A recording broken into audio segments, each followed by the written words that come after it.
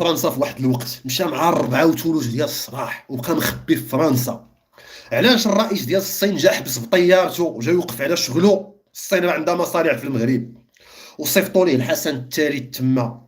علاش الحسن الثالث مشى بوحدو كي اليتيم ما عندوش الدعم والحلفاء في المغرب كاع؟ لان فرنسا سحبات الزبل ديالها وخلاوه كيستقبل الرئيس ديال الصين زعما.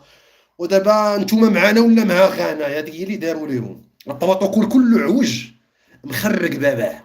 ها واقف ليا الامير الحسن غيستقبل الرئيس ديال الصين، ما عارفش داك الوليد مسكين ما عارفش حتى البروتوكول كيفاش داير. والرئيس ديال الصين عايش في الصين، عايش في بكين، كيقول له كل وليد التمركون خلينا نديروا هذا البروتوكول نمشيو نقودوا في حالنا. نتوما ما غتنوضوها حرب اهليه في المغرب وانا راه عندي المصالح ديالي هنايا.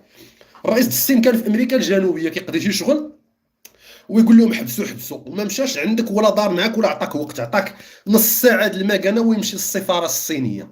لا غد ليه مشى من بعد في حالته رجع للصين. جاي يوقف على شغله، حيت المخابرات الصين غايقولوا له راه محمد السادس هرب، هرب لفرنسا.